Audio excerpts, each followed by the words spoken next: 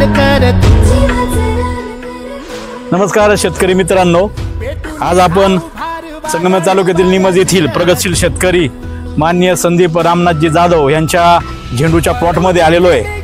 आपण इथं कंपॅरिझन म्हणून कलश सीड जी नामांकित कंपनी महाराष्ट्रामधली भारतामधली त्या कंपनीचा येलो सुनील 5460 नावाचा झेंडू त्यांना 1000 सीडलिंग दिले होते। शेजारी आपण दुसरा प्लॉट बघू शकता। तर इथं त्या शेतकऱ्यांनी खूप चांगली गुड प्रॅक्टिस असल्यामुळं आज आपल्याला दोन व्हरायट्यांमधला एक फरक दिसू शकतो। कलश ही जी कंपनी सगळ्या व्हरायट्यांमध्ये फेमस आहे, तिने पहिल्यांदाच झेंडूमध्ये खूप चांगलं उच्च असं काम केलेलं आहे। या झेंडूचं जर वैशिष्ट्य बघायचं ठरलं तर शेजारच्या प्लॉटपेक्षा याला डबल फुलं लागलेले आणि फुलांचं जर वजन बघितलं तर साधारणतः शेजारच्याचं जर 6 ग्रॅम असेल त्याचं 12 ग्रॅम वजन मिळतं।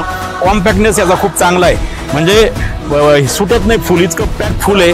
त्याचबरोबर सेकंड फ्लावरिंग पर्सेंटेज पण खूप याला लागलेलं आहे। फुटव्यांची संख्या खूप चांगली आहे आणि सगळ्यात महत्त्वाचं फुल हा लागोपाठ याचं माल निघत असतो आणि ह्याला रेट सुद्धा शेजारच्या व्हरायटीपेक्षा 5 ते 10 रुपये जास्त मिळतो। म्हणजे मार्केटच्या दृष्टीने विचार केला, शेतकऱ्यांच्या दृष्टीने जर विचार केला तर भविष्यामध्ये ही जी कलश सीडची येलो सुनील आहे 5460 ही शेतकऱ्यांमध्ये लवकरात लवकर लोकप्रिय होईल, कारण याला माल जास्त लागतो आणि त्याचबरोबर रेट सुद्धा खूप चांगले मिळतात।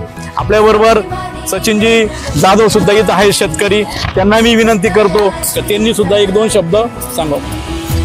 आता दोन्ही व्हरायट्यांनी एकाच दिवशी लावलेले, ट्रीटमेंट पण सारखीच आहे, फवारी एकाच दिवशी आहे, खत व्यवस्थापन सगळं सारखं आहे। परंतु त्या फुलात आणि याचे फुटव्यांमध्ये जो मला डिफरन्स वाटला, इथून पुढं मी शेतकऱ्यांना असं सांगेल का ही जी येलो सुनील जी व्हरायटी आहे ती एकदम म्हणजे शेतकऱ्यासाठी उत्पन्न देणारी आहे आणि याच्या फुलाचा कॉम्पॅक्टनेस आणि शेजारच्या फुलाचा कॉम्पॅक्टनेस याच्यात खूप मोठा डिफरन्स आहे। आता आम्ही वजन करून बघितलं, दोन्ही फुलं सारखे तोडले होते, दोघांचं वजन केलं तर ते 12 ग्रॅम भरलं होतं आणि हे 24 ग्रॅम भरलं होतं। म्हणजे साईज सारखीच, परंतु त्याच्या वजनात डायरेक्ट 50% फरक आहे।